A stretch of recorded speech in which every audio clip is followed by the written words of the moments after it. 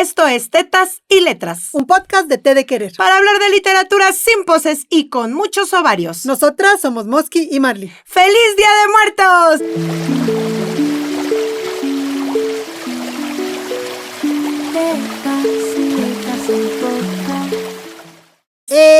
¡Hola, Mosky! Hola. Voy a poner mi calaverita aquí Muy bien. para que la vean todos, porque está hermosa. No se ve.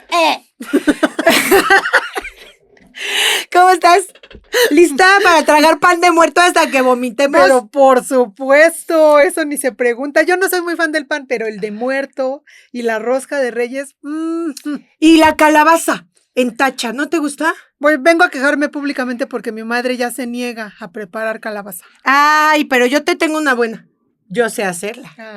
Yo sé hacerla y me queda muy buena, así que te voy a hacer una calabaza. Sí quiero. Te voy a hacer una calabaza y podemos combinarla con unos mezcales y se pone este Día de Muertos bomba. Bueno.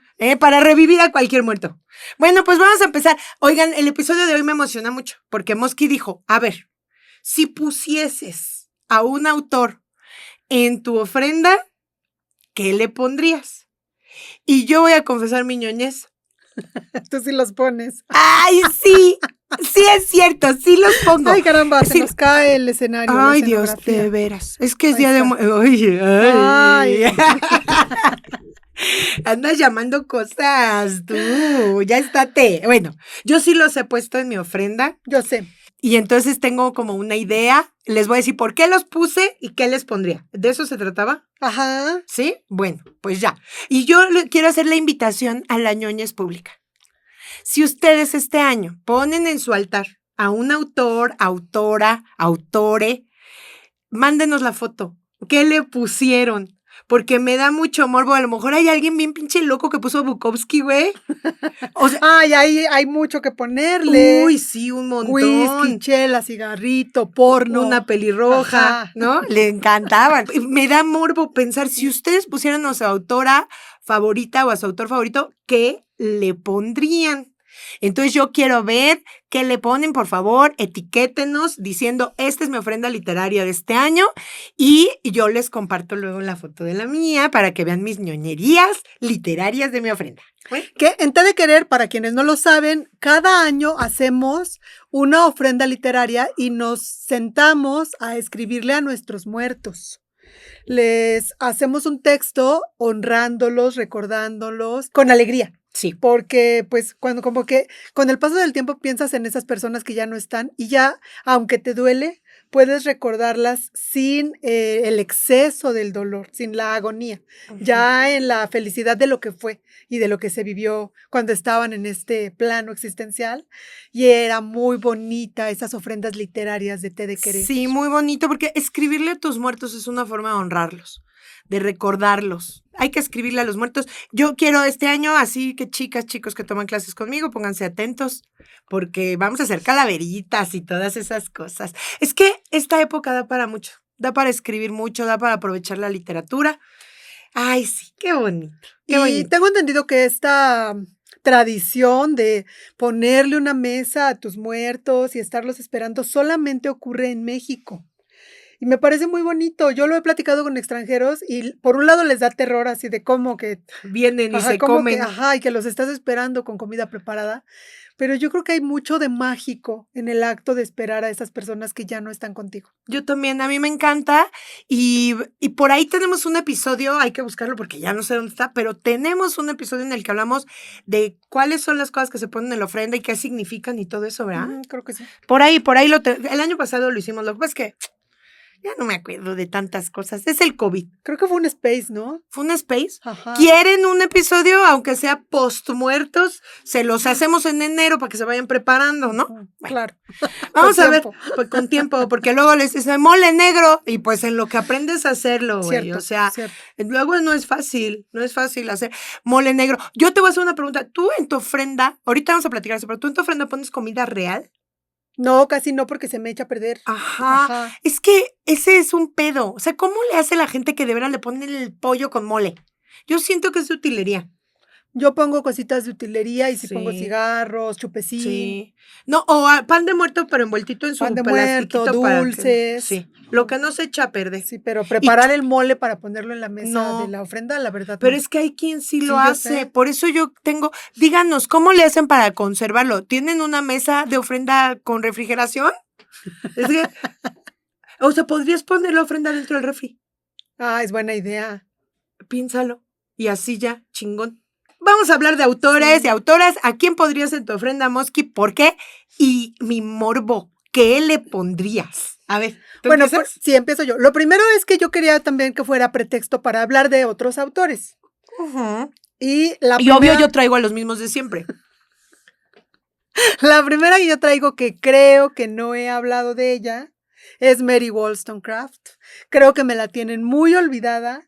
Creo que le han hecho lo que se le hace a todas las mujeres, que es convertirla en la mamá de alguien. Es que también de quién es mamá, güey. Es Sí, que eso pero está está bien cabrón. feo. Es como si tú fueras mamá, no sé, de el Chicharito.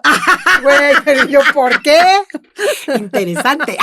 No, que imagínate que fueras mamá, o sea, bueno, alguien que no te caiga tan mal como el No Chicharito, me cae güey. mal, solo digo Pero, qué ajá, pedo con ese señor. Pero pero de eso es X, para otro y episodio. probablemente te volverías la mamá de ese güey o de esa huella, aunque uno no quiera. Soy la mamá de mis huellas. Y entonces la autora que traes, Ah, eso le pasó. Es su culpa por parir una genia. está bien, pero no me gusta, no estoy de acuerdo. Es la mamá de Mary Shelley. Pero está muy feo que la recuerden como la mamá de Mary Shelley Es que también se llama Wollstonecraft. y que la citen diciendo que eso que dijo que está maravilloso lo dijo su hija. Eso sí está bien, perro. Yo he visto muchas veces esta cita de no quiero que las mujeres sean mejores que los hombres, sino que bla, bla, bla. Mary Shelley, no, señoras y señores. Lo dijo Mary Wollstonecraft. Y lo sabe decir. Por supuesto Mary que lo sé decir. Wollstonecraft. Yo siempre le digo Mary Pero sabes a quién Bueno, me les refiero. voy a contar un poquito de quién es esta señora. Nació el 27 de abril de 1759 en Londres en una familia de agricultores. Su papá era alcohólico, era golpeador, los trataba horrible a ella y a sus hermanos y a su mamá, por supuesto. No la mandaron a la escuela, ella fue autodidacta. Y en algún momento, ya cansada de vivir en la miseria y en el maltrato, se va de su casa muy chavita y empieza a trabajar como institutriz. A ella le gusta mucho enseñar y tiene hermanas y con las hermanas aprenden todas a leer, a escribir y luego a enseñarle a otras personitas. Qué bonito. Cuando tiene 25 años, funda junto con sus hermanas una escuela que se llama la Escuela Inconformista. Y pues no perduró porque al final era un momento de la vida donde los niños no tenían por qué estudiar, o quizás sí los varones, pero las mujeres no. Y lo que ella y sus hermanas querían era enseñarle a las niñas, que las niñas tuvieran recursos para salir adelante y no estar esperando a que alguien las salvara. No le funcionó, se muda a Londres, porque esto fue en un pueblito, se muda a Londres, ahí conoce a William Godwin, que él es el papá de Mary Shelley. Se conocen porque además tienen como mucha afinidad política, terminan casándose y ella, como él es filósofo y escritor, empieza a ir a reuniones donde se juntan más filósofos y escritores. Estamos hablando de la época de la Revolución Francesa. Hay todo un movimiento, hay muchos pensadores hablando de lo que tiene que ser la libertad y ella pues aprende y tiene su propia versión de lo que debe de ser los derechos del ser humano. Hay un autor que se llama Edmund Burke, que él escribe un documento hablando de que las instituciones tienen que mantenerse dentro de la tradición. Sí. Y ella lee este texto y dice, hold my beer.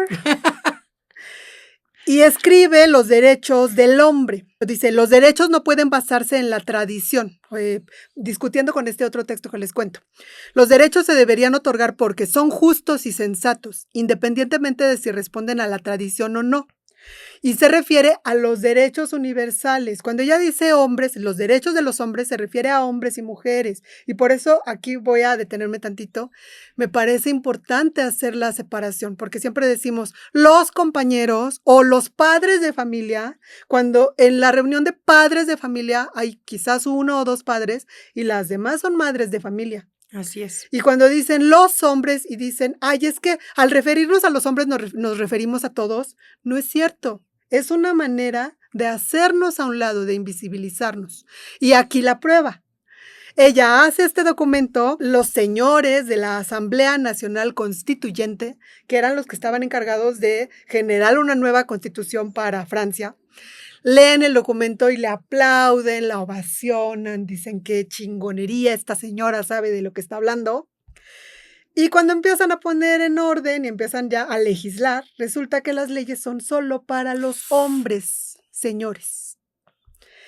Y le dicen, pues es que aquí claramente dice. ¿Para qué andas de bocón? Ajá.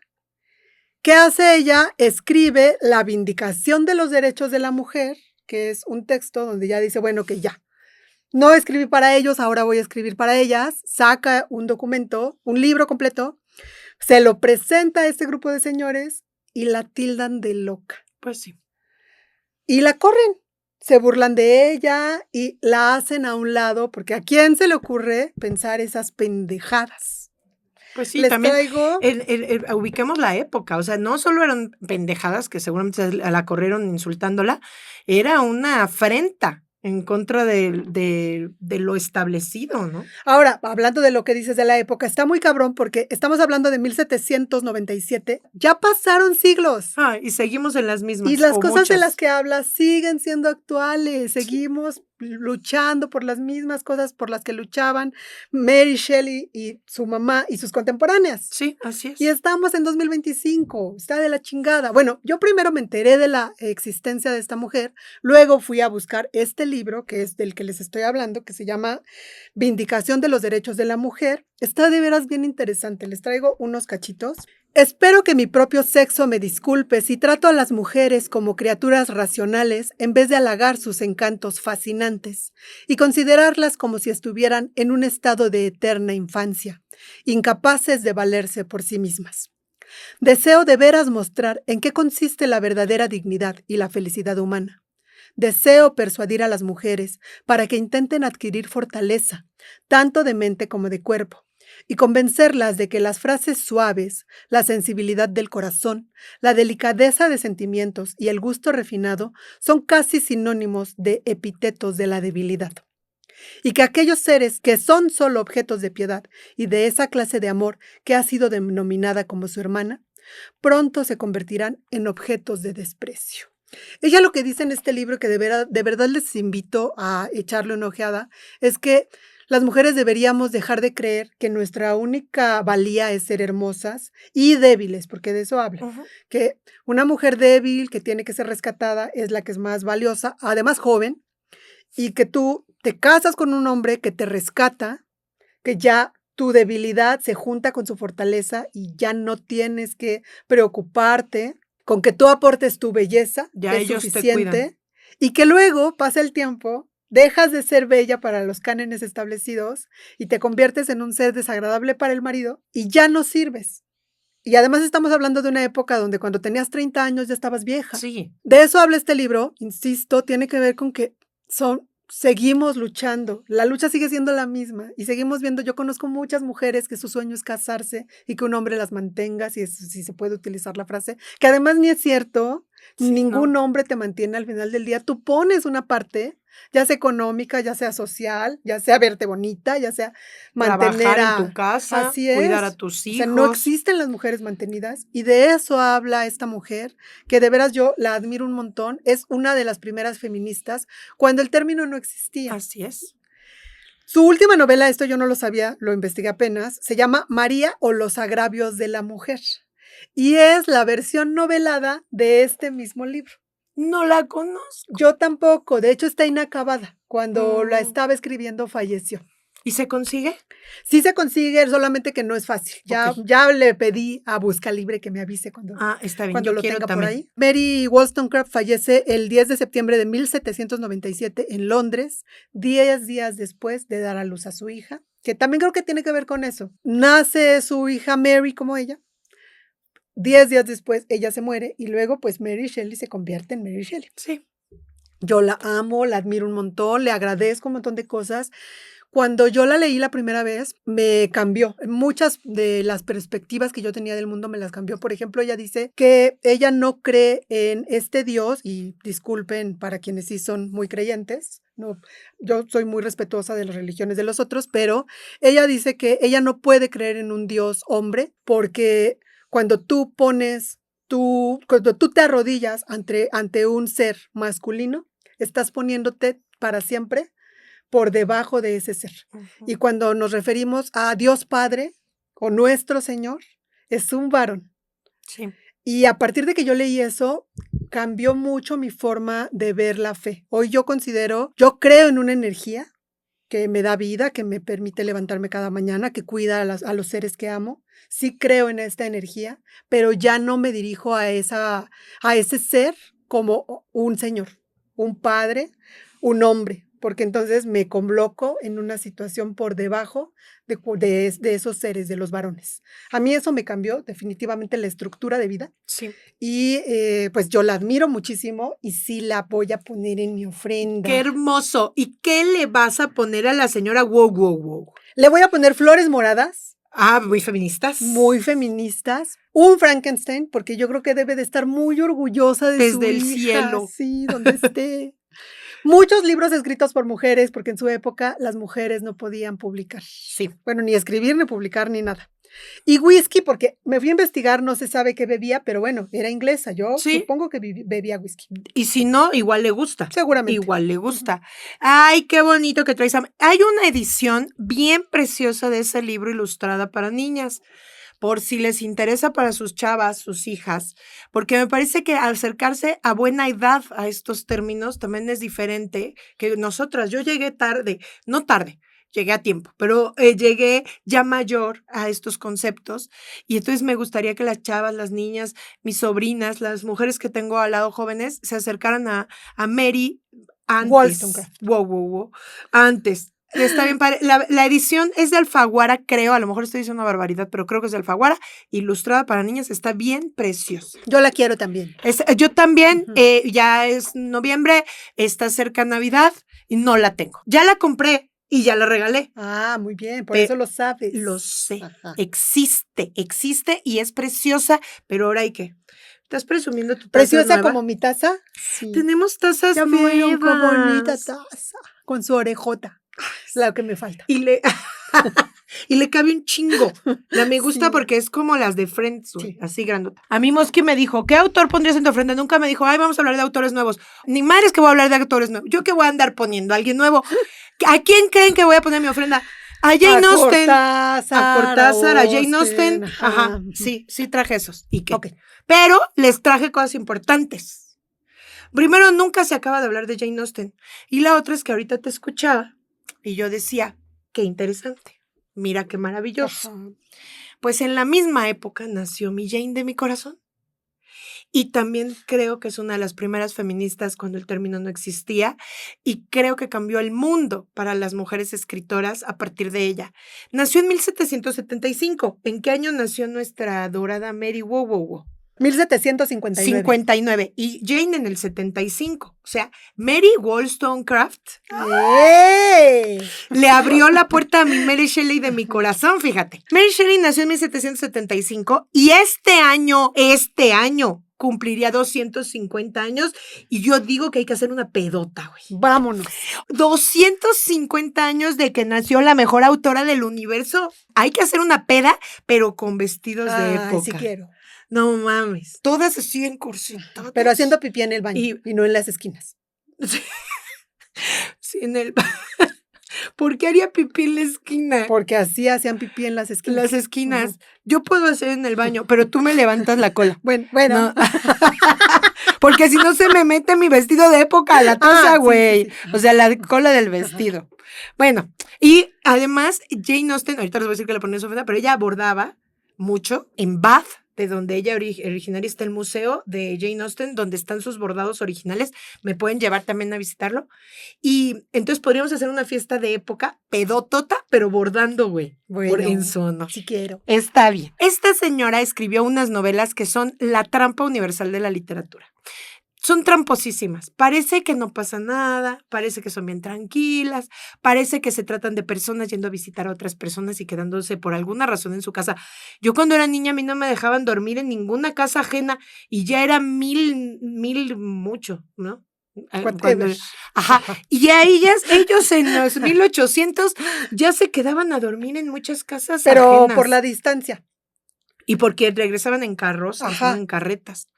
Pues se quedaban y luego se quedaban ahí un chingo de tiempo. Básicamente todas las novelas de Jane Austen se tratan de que alguien se va a casa de alguien y se queda ahí y ya, ¿no? Y hace un desmadre. Y hace un Ajá. desmadre y hay un misterio y todas son iguales, tú me dirías. Entonces, ¿por qué chingados la amas tanto? Porque no se tratan de eso. Jane Austen usa este pretexto de la visita para revelar las costumbres y para hacer una crítica social llena de ironía que en su época los hombres no supieron distinguir. Y por eso amo la literatura de Jane Austen, más allá de porque la amo, güey, porque creo que engañó al mundo entero y entonces los señores le decían a sus esposas, a esta sí léela, porque creían, esta no dice nada malo. En todas las novelas de Jane Austen, en todas, no sé si este número es cierto, porque la verdad no los he contado, hay solo 14 besos, ni siquiera hay besos. Y entonces los señores le decían a sus hijas, a esta sí léela, porque esta no es inmoral, porque esta no habla de cosas puercas, porque esta no se revela ante las costumbres establecidas, y tómela.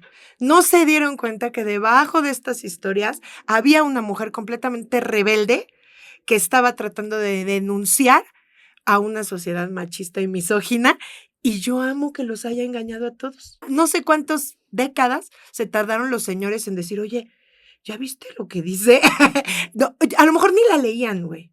Seguro no. Porque aparte ella firmaba como a lady, ¿no? Como una dama, o sea, sí sabían que era mujer, pero creían que sus historias eran historias de amor.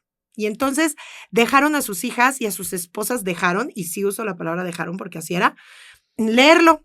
Y entonces a mí me encanta que Jane Austen haya engañado a todos los señoros durante tantos siglos y que los siga engañando. Porque los señores todavía les dices, oye, Orgullo y Prejuicio, ay, fin cursi, una historia de amor y Mr. Darcy, tan re pendejos, léalo. Pero también es una historia de amor y Mr. Darcy. También, pero no se trata de eso nomás. Mr. Darcy es un símbolo. De todo lo que siempre quise. Ya quedamos que no nos gusta Mr. Darcy. No nos gusta Mr. Darcy. No nos gusta Mr. Darcy. ¿Por qué pongo a Jane Austen? No la pondré, la pongo en mi altar. Porque Jane es de mi familia, güey. Ella es esa tía con un humor sarcástico pero sutil que yo quería tener. Yo quería tener esa mujer en mi vida que no fuera mi mamá, porque mi mamá era bien chida, pero era mi mamá. Esta era la otra mujer que era bien inteligente y que se fijaba en los detalles y que me hacía sentir entendida cuando yo la leí de muchacha. La leí muy chavita. Yo sí le tengo cariño a la persona. No le tengo nada más cariño a la autora. O sea, para mí Jane Austen es alguien importante en mi vida. Y bueno, ella amaba muchas cosas. Ahorita para decirles que les ponía en su ofrenda, ella amaba leer, escribir, el teatro, tocaba el piano, le gustaba mucho la música, cosía. Y le gustaban las caminatas largas como a sus personajes que, cómo caminan en las novelas de Jane Austen. Y el único romance que tuvo, que se sabe que tuvo, fue una relación imposible. Entonces nunca se casó ni tuvo familia. ¿Qué le pondría yo a mi Jane de mi corazón? Por supuesto, una tetera de porcelana, así que tengo ahí preparada para ella, así con sus tacitas. Porque ella toma té de flores. Hay que ponerle, entonces ya te echas un chismecito literario con ella. Le pondré un chocolate caliente porque dicen que era su bebida favorita después del té. ¿Cómo lo sé? Hay un chingo de libros que hablan de Jane Austen y que hablan de las curiosidades de Jane Austen. Incluso hay un recetario completo que revela las recetas que salen en las novelas. Yo ese no lo tengo, ya viene Navidad. Y no tengo el recetario, ¿no? Estaría padre. Su comida favorita era el sándwich tostado de queso y yo ya lo preparé como lo preparaba Jane Austen, o sea, como dicen que lo preparaba. Él ponía el pan, derretía el queso y lo ponía sobre la sartén o lo que se usara, le ponían mostaza. Yo no le pongo mostaza porque a mí me caga la mostaza, pero ahora si vas a un restaurante en Inglaterra, puedes pedir este sándwich como el sándwich Jane Austen. Sí, es muy famoso y era solo de mostaza, mantequilla y queso. Pero es que si le quitas la mostaza ya no es. Pruébalo con mantequilla, queso derretido y pan tostado y lo vas a amar. Ok. O sea, es un grilled cheese sandwich, pero a la Jane Austen. Luego comía unas cosas que se llaman los bollos de Bath y me encanta internet porque quise tratar de sacarles la receta. Son unas bolitas dulces que la verdad yo sí las he probado así en algunos restaurantes, no sé si como las probaba ella, pero se llaman Bath Bowls, ¿no? Y entonces no lo busquen en internet. No.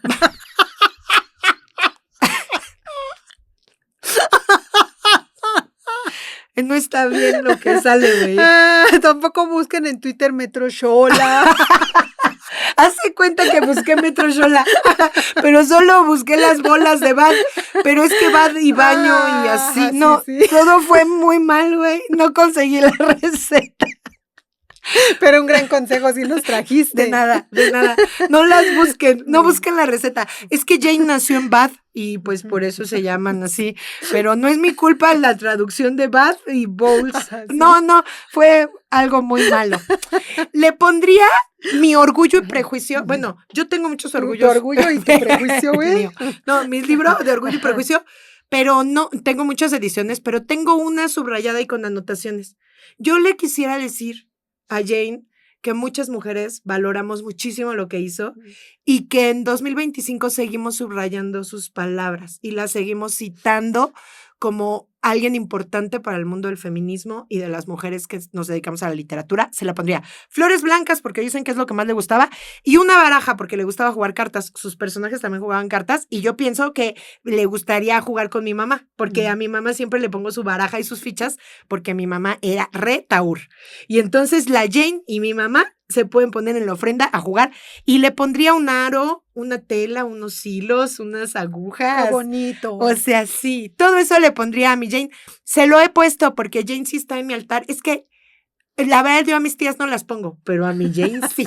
Y ya. La siguiente que te traigo nació un año antes de que se muriera tu Jane Austen. Híjole. A ver, ¿a quién me trajiste? Charlotte Brontë. Ay, mi Charlotte de mi corazón. Yo tengo que confesar que nunca la había leído. Escuchaba nombrar Jane Eyre y yo pensaba que iba a leer pues otra Jane Austen y decía, híjole, qué hueva. A mí me gusta mucho Orgullo y Prejuicio, pero la verdad es que después Emma, ya todas son iguales. Todas son lo mismo y cada vez que yo escuchaba Jane Eyre decía, híjole, no, mejor hago otra cosa, mejor me saco los mocos. Pero empecé a escuchar el audiolibro con la voz de Regina Blandón, que no mamen qué chingón lee esta mujer. Estoy amándolo, todavía no lo acabo, así que no me cuenten en qué acaba, en eso estoy. No spoilers. No spoilers porque voy a la mitad.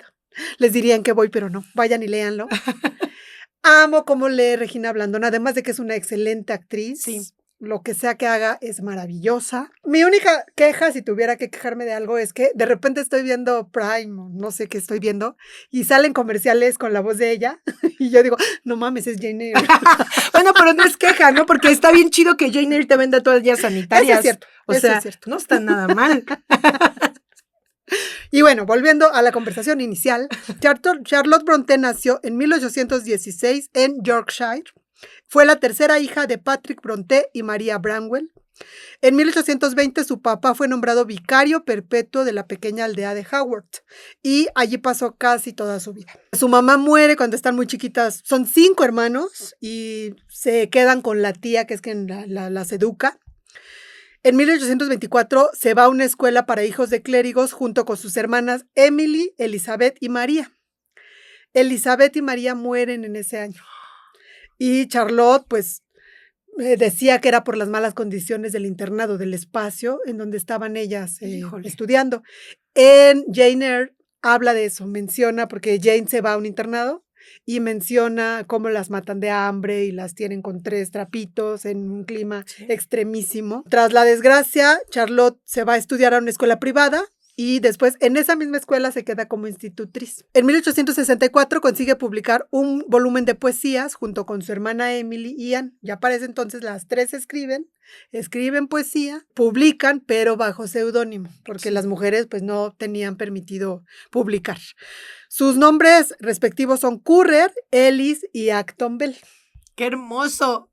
Qué datazo, ¿eh? De las 3 hermanas, ella es la primera que es publicada con Jane Eyre, pero con el seudónimo de Currer Bell, y se vuelve un éxito editorial. Había antes escrito una novela que se llama El Profesor, pero no fue publicada hasta muchos años después, ya que Jane Eyre había sido un éxito. Sí. Sus hermanos, Emily, Anne y Branwell, estaban muy enfermos, y mientras ella los cuidaba y pues procuraba que estuvieran bien, se puso a escribir su última novela. Se casó con el reverendo Arthur Bell Nichols.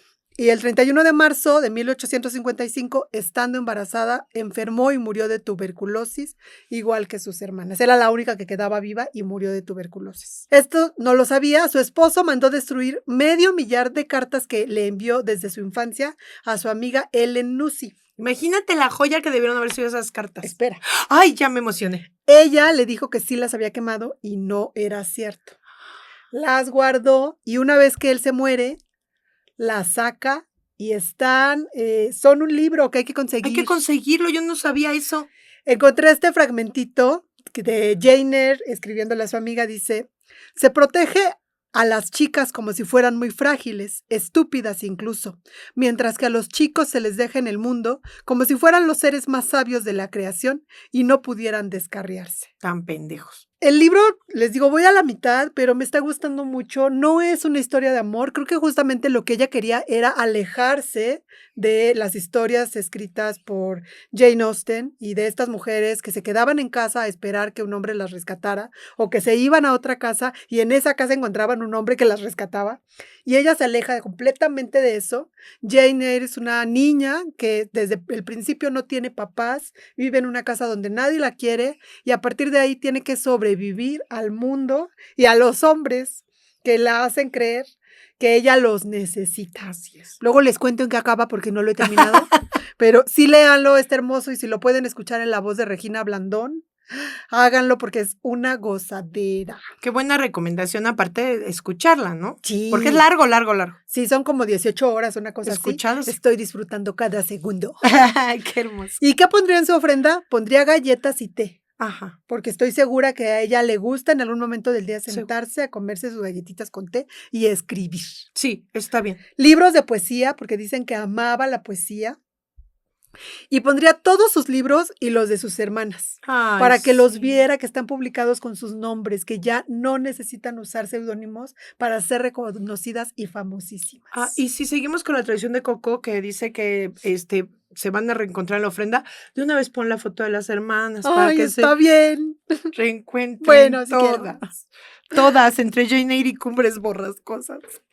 Está bien bonito. Amo a Charlotte Brontë. Gracias por traerla. Pongámosla en nuestra ofrenda. Hagamos una ofrenda literaria comunitaria. Bueno, Mi siguiente señor, obviamente, es Julio Cortázar. También ya lo he puesto en mi ofrenda y porque lo amo y qué. Yo siempre le he querido poner un saxofón. Nunca he tenido un saxofón para ponerle. El año pasado le puse uno de plástico de esos que se inflan.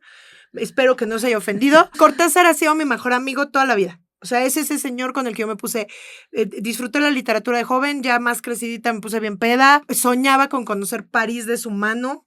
Se murió cuando yo era muy chiquita, entonces ya era solo un sueño guajiro, pero ese era mi sueño y yo conocí París de la mano de Cortázar de todas formas porque iba por las calles y decía, aquí la maga perdió su paraguas, güey, así. Porque lo amo, básicamente porque lo amo, no tengo que dar justificaciones de por qué pongo a Julio Cortázar en mi ofrenda.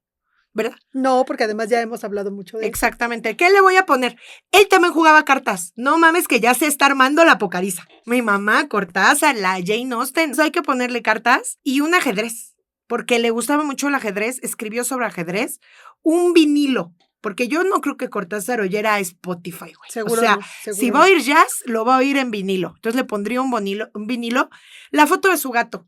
O sea, porque también hay que... No, pues ofrenda también al Ofrenda al gato, ofrenda al gato, bueno, a sus gatos, ¿no? Unos dinosaurios, güey, porque él los amaba como yo y yo tengo muchos que ponerle. Ajá, sus cigarros, por supuesto, ron, whisky y fernet, que es lo que el señor bebía, y dicen que amaba los ravioles y el dulce de leche y que cuando él tuvo un problema con sus dientes y no perdió los dientes, pero tenía los dientes muy mal ya al final de su vida. Y entonces decían que lo único que podía comer era dulce de leche y se lo comía a cucharadas. Entonces yo le pondría sus ravioles, No lo sé preparar, pero conseguiría unos bien sabrosos y su dulce de leche a mi Cortázar de mi corazón, que cómo no va a estar en mi ofrenda. Es mi amor platónico por siempre. Muy bien. Por último te traigo, ahora sí, un señor que A ya ver. he hablado de él, pero nunca es demasiado hablar de Junichiro Tanizaki. Para mí, el mejor escritor japonés de la pinche historia. Y se callan. Y se acabó. Ya nos vamos. Nació en Tokio en 1886 en una familia de comerciantes donde había mucha lana. Su tío era dueño de una imprenta que había fundado el abuelo. Hay un terremoto y durante el terremoto pierden prácticamente todo. Cada vez se va quedando con menos lana. Para esto, su hermano mayor muere a los 3 días del nacimiento. Entonces, aunque ya había un bebé antes que él es el mayor. Sí. Y además carga como la sombra de ser el hijo que sobrevivió después de la muerte del primer bebé. Te digo, en el terremoto la familia pierde muchas cosas y poco a poco sus finanzas van decreciendo hasta que él se ve obligado a irse a vivir a otra casa, porque ya no hay lana, se va como tutor. Estudia literatura japonesa en la Universidad Imperial de Tokio y ahí se enamora de las letras occidentales y se aficiona de Poe y Wilde. Wow. Este Ay, señor se le escribió, nota, se le ¿no? nota mucho. Dicen que además al principio escribía muy parecido a los occidentales y lo que ponen de ejemplo es El tatuador, Ujú. que además ese cuento, léanlo, maravilloso, es con el que empieza a tener fama. Antes no lo conocían. Sale El tatuador a la luz y empiezan a jalarlo a los círculos literarios. Escribió narrativa, poesía, teatro y ensayo. Y a partir de que cumple 40 aproximadamente, después de que ya estuvo probando escribir como Poe y como Wilde, empieza a crear un estilo más propio y a acercarse otra vez a las tradiciones japonesas y a hablar de su país. Entre las cosas más célebres está el elogio de la sombra, que honestamente no lo he leído porque es ensayo y a mí como que el ensayo no me encanta. En 1949 recibió el Premio Imperial de Literatura por La madre del capitán Shigemoto, que está interesante. Yo en algún punto ya me perdí porque tiene como demasiados datos. Sí está basada en una historia real de un capitán que tiene una relación ahí extraña con la mamá, perturbadora, por supuesto, como todo lo que todo. escribe este señor. Su obra más transgresora es La llave, eso es lo que dice la crítica, y Ay, es sí, está bien loca, ¿no? una correspondencia erótica entre dos personajes que no deberían sentir eso el uno por el otro. Dicen que en 1964, un año antes de su fallecimiento, fue el primer japonés en ser elegido miembro honorario de la American Academy of Arts and Letters, lo que lo confirmó como puente literario y artístico fundamental del siglo XX entre Oriente y Occidente. Fue uno de los 6 finalistas al Premio Nobel de Literatura en 1964, es decir, un año antes de su muerte, que fue en julio de 1965. Casi tenía ya 79 años, o sea, sí vivió un montón. Escribió un chingo de libros, no todos están publicados en español, son poquitos. Sí. Para la cantidad de cosas que escribió, están muy poquitos de sus libros publicados. Los que encuentren, léanlos, todos son una maravilla. Mi favorito, por supuesto, es Retrato de Shunkin. ¿Sí? ¿Sí es tu más favorito del mundo mundial? Sí, porque está bien enfermo y loco. Y dices, Sí. ¡oh! A cada rato. Ajá. Es que a mí Naomi me sigue. Es que Naomi está muy divertido. Sí. Pero a mí como que me gusta más la Y el diario de sufridera. un loco también me gusta. Es que todos. Ajá. Yo soy su gata. Ajá, Ay, también. sí, Todos, sí. cualquiera, léanlo. Está bien. El premio Tanizaki, bueno, muere y dado que nunca le dieron el Oscar. El Oscar, qué bueno que no se lo dieron. Porque... dado que nunca le dieron el Nobel y se lo merecía. Ni el Emmy. Sí sí quisieron honrarlo de alguna manera y crearon el premio Tanizaki, que es uno de los galardones literarios más codiciados en Japón. Fue fundado en 1965 por la editorial, no sé si lo estoy diciendo bien, Chuo Koronsha. Se llevan. Ajá. Y se otorga todos los años a una obra de ficción o drama. Ok. ¿Qué pondría en su A ofrenda? Pondría monedas de chocolate para emular el Nobel que nunca le dieron y se merecía. Maldita sea. Y se lo dieron a Kawabata, que tiene un pinche libro bueno. Se emperra. Pero ¿sabes qué es lo que más me emperra? Ay, y volvemos a hablar de él y te vuelves a emperrar, güey. Es tu emperramiento más ñoño de la vida. O sea, emperrarte porque Kawabata le ganó el Nobel a Tanizaki. Pinche academia culera.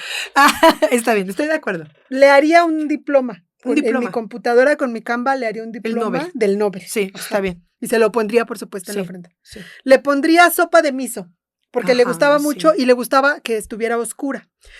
Dice de la sopa de miso, un plato que se vuelve más apetitoso bajo la luz tenue, adquiriendo una intensidad reverencial debido a su color turbio, comparable a la arcilla. Órale. Y un cuenquito con salsa de soya, porque de ella dice. Por su tono oscuro, es una maravilla visual cuando se observa en la penumbra, incluso para aquellos que podrían despreciar su salinidad si se viera en la luz. Ven, no mames que alguien puede decir eso de la salsa de soya. Es que este güey lo que tocaba lo hacía oro. Y que no le dieran el Nobel. No ¿Ves cómo me mames. emperro, Sí, güey? sí, Ajá, tienes toda la ajá. razón, güey. Yo te llevo la salsita de soya para la ofrenda. Gracias, Una eso le buena, una pondría. buena. Ujú. Ay, qué bonito. Bueno, pues yo voy a cerrar con uno que desgraciadamente ya va a estar en mi altar. Ya estuvo el año pasado. Ay, el año pasado se nos fue mi Paul Auster de mi Sí. corazón. Y me duele mucho, pero les voy a decir qué pedo con mi Paul Auster. Paul Auster nació en el 47, murió el año pasado y todo le salió mal en su vida, güey. O sea, de verdad fue un hombre que sufrió un chingo. Le pasaron cosas terribles, entre ellas la muerte de su hijo y de su nieta, los dos por una sobredosis de drogas. Es una cosa, de verdad le pasaron cosas terribles, pero también le pasaron cosas maravillosas y fue muy exitoso en vida, cosa que le pasa a pocos autores. Y yo lo leí muchos años mientras él estuvo vivo. Entonces es una sensación diferente, ¿no? Porque a los otros pues los leí ya muertos. Entonces yo lo sentía cercano. No, Paul y te Auster. duele su muerte, si Ah, sientes sí. que se te murió alguien que tú amabas. A mí me pasó cuando murió García Márquez.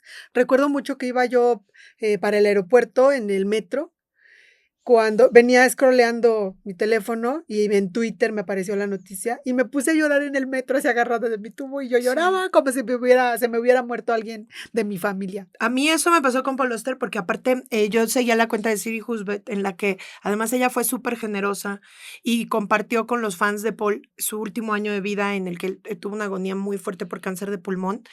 Y entonces ella ponía, nos decía, porque yo siento que me decía a mí, cómo estaba Paul Auster en ese momento, cómo se sentía, cómo iba el tratamiento, sabían que no había nada que hacer. Y ella fue quien dio la noticia en su Instagram y cuando la leí, hagan de cuenta que me habían avisado que se había muerto alguien de mi familia, pero alguien de mi familia que sí me cae bien, ¿no? Fue cabroncísimo. Y yo sí siento que este señor a mí me dio varios regalos en la vida, ¿no? Me dio conocer esta ciudad que para mí es un ícono literario que fue Nueva York, de su mano, porque él tenía una obsesión con la ciudad y yo la primera vez que fui a Nueva York era esa mi sensación de esta es la ciudad en la que caminaba Paul Auster. Y pues él para mí es ese hombre que escribió algunas de mis novelas favoritas, pero que además me ha acompañado en los duelos más culeros que yo he tenido en mi vida. Las veces que yo más he sufrido de la mano de un libro de Paul Auster. Y Diario de Invierno sigue siendo para mí el libro que yo leo cuando quiero morirme de dolor. En ese libro él se encueró, habló sobre el duelo de la muerte de su madre y para mí es un libro así, o sea, no tengo forma de ponerle precio a lo que ese libro me ha dado y a lo que Paul Auster me dio como autor. ¿Qué le pondría en su ofrenda? Una libreta y un lápiz, porque a él no le gustaban las computadoras y él escribía a mano o en una Olivetti, una Olimpia. Le pondría una brújula, porque yo creo que este es el símbolo de las historias de Paul Auster, de este personaje que sale a la calle y se pierde, y una brújula, una taza de café muy negro, porque así le gustaba. Y no tengo una máquina Olimpia para ponérsela, porque él escribió en 2024, escribía en una máquina de escribir Olimpia, porque él no escribía a computadora y las odiaba, porque así estaba el señor de loquillo. Entonces escribía en su máquina de escribir. Y su bebida favorita era el vino blanco, muy frío. Así que eso le pondría cigarros, que miren, ya lo mataron. Sí, Pues claro. ya, ¿qué más da? Ajá. Que ahora se los eche sin que le hagan daño. Una pelota de béisbol, porque era su deporte favorito, y se nota, y él no jugaba póker, pero es mi cuarteto, o sea, yo espero que aprenda, porque ahora sí. Tú le puedes enseñar. Sí, porque ahí sí se pondría bien buena la fiesta. Yo digo que esos, la Jane, mi mamá, el Cortázar y el Paul Auster armarían una pedota, bueno, aunque sea con té, pero armarían una pedota. Este señor no con té, bebía y fumaba hasta que se murió de eso y está bien. Les No puedes lo, dejar un roncito, un no comiteco, lo, ya le ponen a su sí. té. Exacto, con piquete como de velorio, porque muy ad hoc con la Claro. época. Pues esos serían mis autores de mi ofrenda. Yo pongo mi ofrenda rigurosamente, es algo un ritual muy importante para mí. Entonces, poner a mis autores favoritos sí es una forma de rendirles un homenaje y de recordar por qué los amo. A mí me gusta mucho poner ofrenda. La verdad es que antes yo no podía ofrenda, porque era algo que hacía mi mamá. Y ahora me gusta mucho, es una época del año que me emociona pensar que van a venir mis muertos a mi casa, a departir conmigo un ratito, a fumarse un cigarro conmigo. Sí, me apapacha el corazón, mucho, mucho. Qué bonito. Pues yo les deseo de verdad un Día de Muertos precioso. Pongan su ofrenda. Dicen que uno no muere mientras lo siguen recordando, así que hay que recordar a los que estuvieron antes que nosotros. Y es el día más bonito del año, porque la vida cada año nos da ese día una nueva oportunidad de compartir algo, un recuerdo con esa persona que extrañamos, que amamos o que marcó nuestra vida como estos autores. Así que, pues a compartir pan de muerto. Vámonos a echar una de pan de Sí. muerto. Oigan, y Vámonos. cuéntenos ustedes a quién pondrían en su altar de muertos. Y que vayan a nuestras redes sociales y nos compartan sus fotos. Si van a poner algún autor, compártanos porque me da mucho morbo saber qué le van a poner a sus autores favoritos. Sí. Muchas gracias. Que tengan un muy bonito Día de Muertos. Feliz Día de Muertos, Mosqui.